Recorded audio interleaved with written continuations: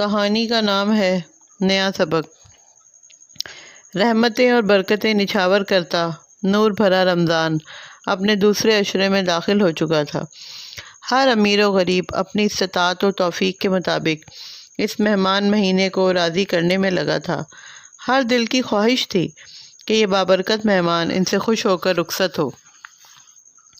نئے کلف زدہ لیڈیز کپڑوں کی تہہ نہایت لفاظت سے لگاتے ہوئے فریدہ نے ایک نظر دیوار پر لگی گھڑی پہ ڈالی اور وقت کا اندازہ کیا۔ انہیں کام جلد سے جلد نمٹا کر تراویح بھی ادا کرنے کی فکر تھی۔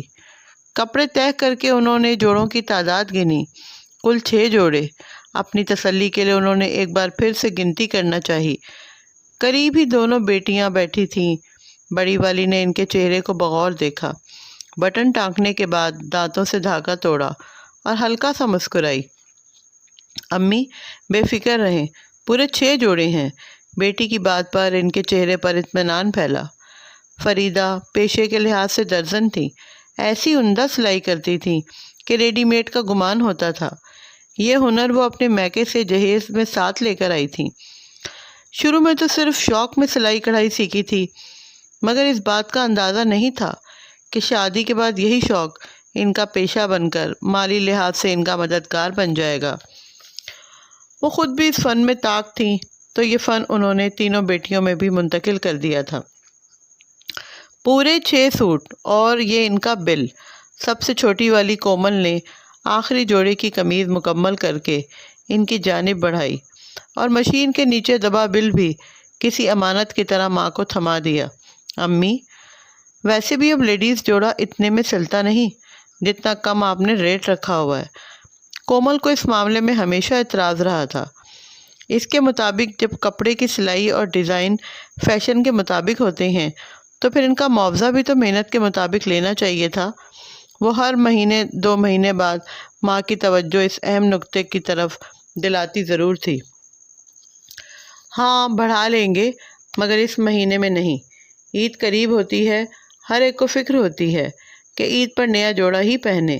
مجھ سے ان پروفیشنل درزیوں والے ہتھ کنڈے نہیں ہوتے کہ رمضان میں قیمتیں بڑھا دیں اور لوگوں کی مجبوری سے فائدہ اٹھائیں کہ ایک سوٹ کی قیمت 2 کے برابر ہے۔ سلائی دان میں دھاگے، سوئیاں اور کینچیاں سلیقے سے رکھتی فریدہ نے اپنی سوچ کا اظہار کیا۔ اس اظہار کے پیچھے ایک مقصد بھی پنہاں تھا کہ یہ ایمانداری بیٹیوں کے اندر بھی منتقل ہو۔ وہ تو ٹھیک ہے امی، مگر کومل اپنی بے چینی چھپا نہ پائی۔ اسے ماں کی بات سے اختلاف نہیں تھا، مگر صرف اس بات پہ اعتراض تھا کہ زیادہ محنت بھی تو ان تہواروں پر گاہک کرواتے ہیں، تو پھر اگر اپنی محنت کے مطابق تھوڑا کچھ ہم بھی کما لیں تو کون سا برا ہے۔ دل کی بات دل میں ہی رہ گئی کہ فون کی بیل گنگنائی۔ امی زبیدہ آنٹی کا فون ہے۔ کپڑوں کو استری کرتی اب کہ فریدہ کی دوسری بیٹی ہما گویا ہوئی۔ بجنے دو بجنے دو، کوئی اٹھانے کی ضرورت نہیں۔ یہ نام سنتے ہی کومل جھٹ سے بولی اور ماں کے آگے پڑی سلائی کی چیزیں اٹھا کر سلیقے سے ان کی جگہ پہ رکھنے لگی۔ گو کہ زبیدہ کے نام پر فریدہ سمیت سب کو حیرت ہوئی تھی، مگر کومل کا اطمینان قابل دید تھا۔ زبیدہ فریدہ کی دور پار کی رشتہ دار تھی، انتہائی کنجوس اور مطلب پرست عورت تھی جو پرانے محلے میں ان سے 1-2 گھر چھوڑ کر رہتی تھی۔ پہلے تو بہت ملنا ملانا تھا۔ وہ اپنی پوری فیملی کے کپڑے فریدہ سے سلواتی تھی، اور وہ بھی بہت زیادہ رعایت کے ساتھ، یعنی بالکل مفت۔ گھر کے بچوں کے کپڑے تو اکثر ہی سلواتی اور پیسوں کے معاملے میں ڈنڈی مار جاتی، جس پر فریدہ کی بیٹیاں بہت کھولتیں، مگر وہ صبر کر کے درگزر سے کام لیتی۔ محلہ چھوڑے انہیں 1 سال ہو چکا تھا۔ اس دوران زبیدہ کا ایک بھی فون نہ آیا اور نہ ہی کوئی خیر خیریت پوچھی، بلکہ آخری جوڑوں کی سلائی کے پیسے بھی کھا گئی تھیں، جس کے سلسلے میں یقین دہانی کروائی تھی کہ اب کی بار ضرور پیسے دوں گی، بس کام ذرا جلدی کر دو۔ کام ہونے پر کسی کے ہاتھ کپڑے تو منگوا لیے، مگر پیسوں کا خیال نہ آیا۔ کومل کو تو سخت غصہ تھا۔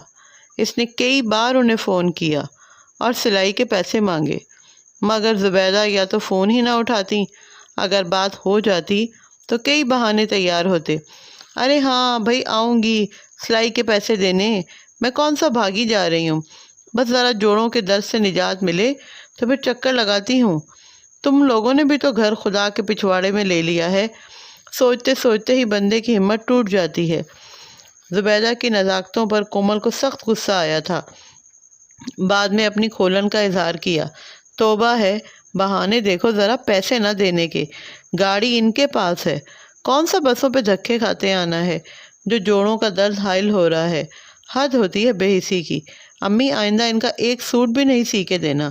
کومل اکثر ایسے سخت منصوبے بنا کر ماں کو ان کی فطرت کے خلاف چلانے کی کوشش کرتی تھی، مگر فریدہ نرم دل اور سادہ فطرت کی ملنسار خاتون جو ہر ایک کے ساتھ بنا کر رکھنے کی قائل تھی، قطع رحمی تو ان کے مزاج کا کبھی حصہ نہیں رہی تھی۔ معمولی باتوں کو دل میں رکھ کر تعلقات ختم کرنا انہیں ہرگز پسند نہیں تھا، سو وہ خود بھی عمل کرتی تھیں اور بیٹیوں کو بھی تلقین کرتی تھیں۔ ارے کیوں نہیں اٹھانا، اتنے عرصے بعد وہ فون کر رہی ہیں، خدا نہ خاصا کوئی مسئلہ پریشانی نہ ہو۔ فریدہ کو ندا کی یہ بات بالکل اچھی نہ لگی تو ناگواری چہرے سے جھلکنے لگی۔ امی کوئی ضرورت نہیں ایسے مطلبی اور خود غرض رشتہ داروں سے میل ملاپ رکھنے کی، ضرور کوئی نہ کوئی غرض ہوگی جو پچھلے ایک ہفتے سے فون جوش میں بولتے بولتے کومل کے منہ سے پوری بات سچائی کے ساتھ نکلی تو خود کو روکتے ہوئے اپنی ہی زبان دانتوں تلے دبائی۔ باقی بہنوں کی بے اختیار ہنسی نکل گئی۔ وہ کافی دنوں سے فون کر رہی تھی اور تم لوگوں نے مجھے بتایا تک نہیں۔ فریدہ نے قدرے ناراض تاثرات چہرے پر سجائے بیٹیوں کو گھورا تو سب کی بتیسی اندر چلی گئی۔ ہاں پچھلے ہفتے سے کر رہی ہیں، میری ایک بار بات بھی ہوئی تھی، ابو کا پوچھ رہی تھی اور کہہ رہی تھی کہ بھائی صاحب کی خیریت پوچھنے کے لیے آنا چاہتی ہیں۔ فریدہ کے شوہر کا کچھ عرصے پہلے روڈ ایکسیڈنٹ ہو گیا تھا، ٹانگ کی ہڈی ٹوٹ گئی تھی۔ وہ ایک اچھی فرم میں ملازم تھے، ان کے مالکان نے ان کے علاج کا خرچہ بھی اٹھایا تھا، مگر اس ناگہانی مصیبت کی وجہ سے فریدہ کے گھر میں معاشی تنگی آ گئی تھی۔ اس تنگی کو دور کرنے کے لیے انہوں نے پھر سے سلائی شروع کر دی تھی۔ جتنا عرصہ صدیق صاحب بیمار رہے، گھر سلائی کے پیسوں سے ہی چلتا رہا۔ فریدہ نے ان مشکل حالات میں اپنے رشتہ داروں سے بھی مدد مانگی، مگر کسی نے تو صاف انکار کر دیا اور کسی نے اتنی مدد کی کہ جیسے اونٹ کے منہ میں زیرہ۔ مشکل وقت انسان کو بتا دیتا ہے کہ کس کا ساتھ ٹھنڈی چھاؤں ہے اور کس کا تپتی جھلستی دھوپ۔ ابھی یہ بحث و تکرار جاری تھی کہ دوبارہ سے وہی نمبر بج اٹھا تو کومل نے کال کاٹ دی، یعنی واضح انداز میں بتا دیا کہ ان محترمہ کا داخلہ گھر میں ممنوع ہے۔ کومل کتنی غلط بات ہے، دو مجھے فون۔ فریدہ نے ہاتھ بڑھاتے ہوئے کومل کو گھورا۔ وہ جیسی بھی ہیں، جو بھی کرتی ہیں، یہ ان کا ظرف ہے اور میرا ظرف گوارا نہیں کرتا کہ کوئی خود سے رابطہ کرے اور میں اس کی بات تک نہ سنوں۔ انسان کے 100 مسئلے ہو سکتے ہیں، کیا آپ بندہ دل میں بات رکھ کر موقع کا انتظار کریں بدلہ لینے کے لیے؟ فریدہ نے ساری زندگی انہی اصولوں کے تحت گزاری تھی۔ وہ زمانے کے بدلتے رنگ ڈھنگ دیکھ کر بھی اپنی سوچ میں ذرا برابر بھی بدلاؤ لانے کی قائل نہ تھی، اور بیٹیوں کا یہ خیال تھا کہ اگر انسان کسی کا نقصان نہیں کرتا تو اپنا بھی مت کروائے، اگر کسی کے ساتھ زیادتی نہ کرے تو اپنے ساتھ بھی زیادتی نہ ہونے دے۔ مگر فریدہ پرانے خیالات کی تھیں، وہ اپنے خیالات کو اصول زندگی بنائے سینے سے لگائے ہوئے تھیں۔ فریدہ نے فون پکڑا اور زبیدہ کا نمبر ڈائل کیا تو دوسری طرف زبیدہ بھی بھری بیٹھی تھی۔ کال منقطع کرنے پر ان کا منہ پھولا ہوا تھا۔ 2-4 گلے شکوے کیے، جس میں اول نمبر پر یہ شکوہ تھا کہ فریدہ تم نے محلہ کیا بدلا، اپنے رشتہ داروں کو ہی بلا بیٹھی، اور ایک ہم ہیں، سبھی کو یاد رکھتے ہیں، میں فون کروں تو بھی تمہاری بچیاں رابطہ نہیں ہونے دیتی، سچی سے بڑا دکھ ہے مجھے۔ زبیدہ خالہ کی آواز شدت غم سے بھر آئی اور ساتھ ہی انہوں نے مظلوم بنتے ہوئے فریدہ کی بیٹیوں کی شکایت بھی لگائی۔ فریدہ تو گھبرا سی گئی۔ ارے نہیں زبیدہ آپا، بس مسائل میں ہی کچھ اس طرح سے گھرے، فریدہ دکھ بھرے انداز میں کہتے ہوئے اپنا غم بتانے ہی لگی تھیں کہ زبیدہ نے گویا منہ پر ہاتھ رکھ کر چپ ہی کرا دیا۔ ارے بہن، غم تو سب کے ساتھ چمٹے ہیں، بھلا یوں بھی کوئی ایک دوسرے سے ملنا جلنا چھوڑتا ہے؟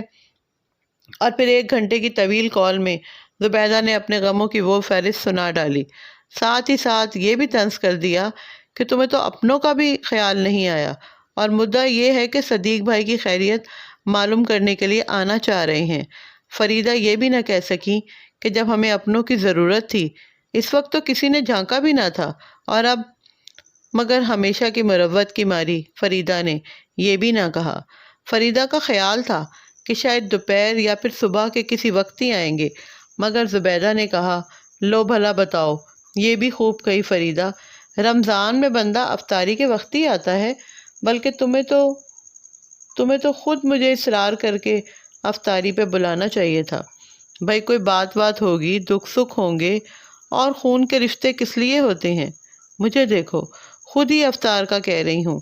بہت بدل گئی ہو فریدہ، لگتا ہے بچیوں نے پڑھ لکھ کر خوب تمہیں پٹیاں پڑھائی ہیں، زبیدہ نے تنزیہ کہا، اور فون بند کرتے ہوئے یہ بھی فائنل کر دیا، صبح بازار جانا ہے، میں واپسی پر تمہاری طرف آؤں گی، اور ساتھ میں میری بیٹیاں بھی ہوں گی، تمہیں بہت یاد کرتی ہیں، کل سارا دن تمہاری طرف ہی گزاریں گے، مجھے لگتا ہے رات کا کھانا بھی تمہاری طرف ہی ہوگا۔ ہاں ہاں ہاں، یوں کہ افطاری کے ساتھ ڈنر بھی ڈن ہوا تھا۔ صدیق صاحب کے خیال میں تو افطاری کا بہت تھوڑا سا اہتمام کرنا چاہیے، اور کسی تکلف میں پڑنے کی ضرورت نہیں۔ تینوں بیٹیاں بھی باپ کی ہم خیال تھیں، مگر فریدہ کو اس سے اختلاف تھا۔ یہ کیا بات ہوئی کہ مہمان گھر آئیں اور ان سے اچھے طریقے سے ملا بھی نہ جائے، اچھی طرح افطار بھی نہ کرایا جائے؟ اب کیا پانی اور کھجوریں رکھ دوں ان کے آگے؟ انہوں نے منع کرنے کے باوجود بھی اپنی سلائی کی آمدن سے کچھ رقم نکال کر افطاری کا سامان منگوایا تھا۔ صدیق صاحب اس بات پر خاصے خفا ہوئے تھے، مگر فریدہ اپنی دھن میں مگن تھی، اور اپنی استطاعت کے مطابق بہت اعلیٰ نہیں پھر بھی اہتمام کر لیا تھا۔ مگر زبیدہ خالہ کے ساتھ آئی تینوں بیٹیاں، ان کے شوہر، 2 بیٹے اور 3 عدد نواسے نواسیوں کو دیکھ کر پریشان ہو گئیں۔ ظہر کے بعد ہی زبیدہ خالہ نے فریدہ کے گھر لشکر سمیت پڑاؤ ڈال دیا۔ بھائی بڑے دنوں بعد تو اپنے اپنوں سے ملے ہیں، یہ زبیدہ کا تکیہ کلام تھا جو وقتاً فوقتاً جاری تھا۔ ساتھ میں سستا سا پھل بھی لے کر آئی تھیں، کیلے ایسے گلے سڑے کہ زیادہ تر تو پھینکنے پڑتے، آم بھی ایسے جیسے گھر سے اٹھا لائی تھیں۔ کومل کو مسکراتے ہوئے پکڑائے اور ساتھ ہی فرمان بھی جاری کیا تھا، کومل اس کی فروٹ چاٹ بنا لینا، افطاری میں بڑی بھلی لگتی ہے، اور اگر املی کی چٹنی بھی ملا کر بناؤ تو سواد تو کمال کا ہو جاتا ہے۔ زبیدہ خالہ نے ہنستے ہوئے فروٹ چاٹ کی ریسیپی بھی بتا ڈالی۔ ایک تو پھلوں کی صحت دیکھ کر کومل کی جان جلی، اور پھر اس فرمائشی پروگرام نے تو دماغ کو بم کا گولہ بنا دیا جو بس پھٹنے کے قریب تھا۔ فریدہ نے ظہر کے بعد سے ہی بیٹیوں کو اہتمام کے لیے کچن میں گھسا دیا تھا۔ دوپہر کو گھنٹہ بھر کے لیے بیچاریاں کیلولا بھی نہ کر پائیں۔ روزے میں افطاری کی تیاری اور گرمی نے انہیں سخت نڈھال کر دیا تھا۔ کومل نے کھا جانے والی نگاہ مہمانوں پر ڈالی جو خوش گپیوں میں مصروف تھے، اور دوسری نظر ان پھلوں پر ڈالی۔ اب ظاہر ہے روزے کی حالت میں وہ پھل تو سچ مچ کھا نہیں سکتی تھی، اس لیے نظر ڈالنے پر ہی اتفاق کیا۔ پھلوں کی حالت بھی اتنی پتلی کہ ہاتھ پیر چھوڑ کر اللہ کو پیارے ہونے کے قریب تھے، اور پھر اس سے خوش رنگ سی چاٹ بنانا، وہ بھی جوئے شیر لانے کے برابر تھا۔ کنجوس لوگ کچھ لائے بھی تو کتنی بے دلی سے، اس نے کلستے ہوئے سوچا۔ زبیدہ خالہ کے ساتھ آئے ہر فرد نے اپنی مرضی کا مورچہ سنبھال لیا، کوئی ریموٹ پکڑ کر ٹی وی کے سامنے بیٹھ گیا، تو کوئی گپ شپ لگانے افطاری کا اہتمام چیک کرنے مستقل ہی کچن میں دھرنا دے کر بیٹھ گیا۔ بچوں نے تو وہ دھماکہ چوکڑی مچائی کہ کومل اور ہما کا چیخ چیخ کر گلا خشک ہو گیا۔ بچے تھے کہ شیطان کے چیلے، خود تو شیطان زنجیروں میں جگڑا گیا تھا اور اپنی فوج کو ڈیوٹی پر بٹھا گیا تھا۔ 1 منٹ کے لیے بھی وہ چین سے نہ بیٹھ رہے تھے، اور نہ ہی انہیں بیٹھنے دیتے تھے۔ زبیدہ خالہ البتہ اپنے نونہالوں کو دیکھ کر مسکراتی اور فرماتی، بھائی بچے ہیں، کھیلنے دو۔ زبیدہ خالہ کے شوہر صدیق صاحب کی عیادت کرنے کمرے میں آئے، 1-2 باتیں کی، اور ایئر کولر کے ٹھنڈے جھونکوں کی تاب نہ لا سکے تو وہیں اس کے قریب ہی ڈھیر ہو گئے۔ مدہوشی کا یہ عالم تھا کہ جیسے ننگے پیر تپتی ریت پر چلتے ہوئے صحرا سے یہاں روزہ افطار کرنے آئے ہیں۔ لو جی، مریض کی عیادت کا عمل تو کامیابی سے مکمل ہوا۔ ان کے خراٹوں سے نکلتی مختلف دھنوں نے البتہ دوپہر میں مریض کا آرام ضرور غارت کر دیا تھا۔ رہ گئی زبیدہ خالہ، تو انہوں نے نہ جانے کون سے قبل از مسیح کے قصے چھیڑ دیے تھے کہ چپ ہونے کا نام ہی نہیں لے رہی تھی، اور فریدہ مسکرا مسکرا کر تحمل سے ان کی باتیں سن رہی تھی۔ توبہ ہے، روزے میں بھی باتونی پن کا یہ عالم ہے کہ ان کی زبان خشک نہیں ہو رہی۔ سالن کو دیچکی میں چمچ چلاتے ہوئے سب سے بڑی صبا نے کھڑکی سے باہر کا نظارہ دیکھا تو تبصرہ کیے بنا نہ رہ پائی۔ افطاری کے ساتھ ساتھ کھانے کی بھی تیاری ہو رہی تھی۔ صدیق صاحب نے خفگی کا اظہار کیا تھا۔ فریدہ، کھانے کا اہتمام کرنے کی کیا ضرورت تھی؟ افطاری بھی اچھی خاصی ہے، کھانا کھانے کی ہمت کہاں رہتی ہے؟ جانتی بھی ہو گوشت کتنا مہنگا ہو گیا ہے۔ صدیق صاحب، پورا کر دوں گی آپ کے پیسوں کا حساب، سلائی کے پیسے آنے پر۔ 1 کلو گوشت منگوایا ہے آپ نے تو عورتوں کی طرح باتیں ہی سنانی شروع کر دیں۔ اب ان لوگوں نے منہ سے کھانے کا بھی کہا تھا، کیا منع کر دیتی؟ اب آپ لوگ مزید اعتراض کر کے خواہ مخواہ افطاری کا اجر نہ ضائع کریں۔ گوشت دھوتی فریدہ نے اپنا فلسفہ جھاڑا تو صدیق صاحب خاموش ہو گئے۔ کومل، زبیدہ خالہ نے اسے پکارا تو وہ آئی۔ ارے بیٹا، ذرا 1 گلاس ٹھنڈا پانی تو پلا دے، حلق خشک ہو رہا ہے۔ انہوں نے سرگوشی کی تو کومل سمیت فریدہ بھی حیرت سے انہیں تکنے لگیں۔ اوہ، تو اس نان اسٹاپ بولنے کے پیچھے یہ راز تھا کہ خالہ صاحبہ کا روزہ ہی نہیں تھا۔ فریدہ تو حیرت کو خاموشی کے پردے میں چھپا گئیں، مگر کومل سے چپ نہ رہا گیا۔ خالہ، روزے میں پانی؟ ہاں نا، وہ ذرا شوگر ہے نا، تو ڈاکٹر نے سختی سے منع کر رکھا ہے کہ روزہ نہیں رکھنا، ورنہ تمہیں تو پتہ ہے کہ ایک بھی روزہ نہیں چھوڑتی تھی میں۔ عید کے بعد کے 6 روزے بھی رکھتی تھی۔ ویسے بھی مذہب میں جبر نہیں ہے۔ خالہ زبیدہ نے روزہ نہ رکھنے کا عذر بھی فخریہ بتایا۔ ہاں، ڈاکٹر نے یہ بھی کہا ہوگا کہ روزہ نہیں رکھنا مگر افطاری ضرور کرنا، کومل نے کچن میں جا کے جل کر کہا تو ہما اور صبا ہنس ہنس کر لوٹ پوٹ ہو گئیں۔ کومل پانی لے کر آئی تو چہرے پر ناگواری تھی۔ زبیدہ خالہ نے روزہ داروں کے احترام میں اپنے دوپٹے کے نیچے گلاس کر کے ٹھنڈا پانی حلق میں اتارا تو یہ منظر دیکھ کر کومل متحیر سی رہ گئی۔ روزہ داروں کے روزے کا خیال رکھنا بھی بڑی نیکی ہے، بلکہ اس کا ثواب تو روزہ رکھنے والوں کے برابر ملتا ہے۔ سیاہی مائل ہونٹوں کو دوپٹے سے رگڑتے ہوئے زبیدہ خالہ نے اپنا زرعی قول سنایا تو کومل سلگ گئی۔ خالہ، تو پھر کیا خیال ہے؟ روزہ رکھنے کی کیا ضرورت ہے؟ خامہ خامہ اتنا کشٹ کیوں اٹھایا جائے؟ سب یہی کر لیا کریں تو ثواب بھی ڈھیروں ڈھیر مل جائے گا۔ کومل نے بظاہر مسکراتے ہوئے لطیف سا طنز کیا تو زبیدہ خالہ نے ناگواری سے اسے گھورا۔ اچھا، زیادہ ٹر نہ کر، ادھر بیٹھ میرے پاس، کام ہے تجھ سے، زبیدہ خالہ نے اپنی ناگواری کو پس پش ڈالتے ہوئے کہا اور 2 بڑے بڑے شاپر کومل کے سامنے رکھ دیے۔ یہ کیا ہے خالہ؟ ارے، چھری تلے دم تو لو، بتاتی ہوں۔ یہ عید کے جوڑے سلوانے تھے، تبھی تو اتنے دنوں سے فون کر رہی تھی۔ آخر زبیدہ خالہ نے عیادت کی آڑ میں اپنے آنے کا مقصد بتا ہی دیا تھا۔ کومل کی غصے کے مارے بری حالت ہو گئی۔ ٹائم بھی کم رہ گیا ہے، کوئی درزی کپڑے نہیں لے رہا، یہ 6 جوڑے اگر سی دو تو۔ زبیدہ خالہ اپنے دھیان میں مگن لون کے قیمتی پرنٹڈ سوٹ نکالنے لگی تو یکا خاموشی کے احساس نے انہیں چونکایا۔ اینک کو درست کرتے ہوئے ایک نگاہ کومل کے سنجیدہ چہرے پر تو دوسری فریدہ کی خاموشی پر ڈالی۔ انہیں ذہن پہ زیادہ زور نہیں ڈالنا پڑا۔ اگلا پچھلا حساب انہیں سارا یاد آ گیا تھا۔ آئے ہائے، یوں دیدے پھاڑ کر کیا دیکھ رہی ہو؟ پچھلے کپڑوں کی سلائی بھی اکٹھی ہی دے دوں گی۔ میں کہاں بھاگی جا رہی ہوں؟ زبیدہ پیسے مارنے والی نہیں، دیکھو ذرا خالہ پر کیسی بے اعتباری ہے۔ بس بیٹی، یہ کپڑے سل جائیں تو تیری مہربانی ہوگی۔ لہجے میں آئی درشتی کو تیزی سے بدلتے ہوئے زبیدہ خالہ بالکل گرگٹ کی نسل کی لگی تھی۔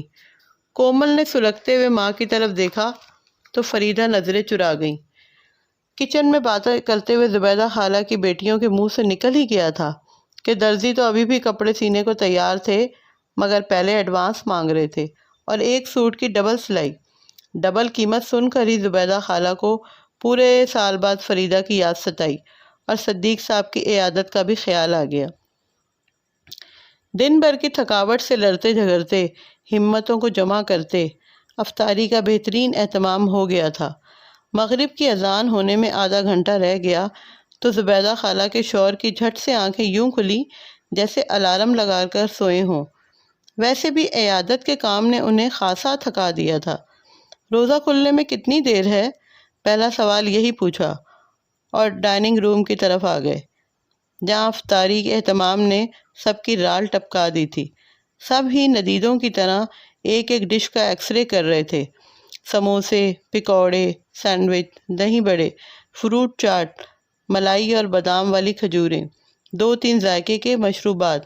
ارے فریدہ، تم نے تو بہت ہی تکلف کر ڈالا، بیکار میں بچیوں کو اتنا ہلکان کیا۔ زبیدہ خالہ سے اتنا اہتمام دیکھ کر خوشی سنبھالی نہ جا رہی تھی۔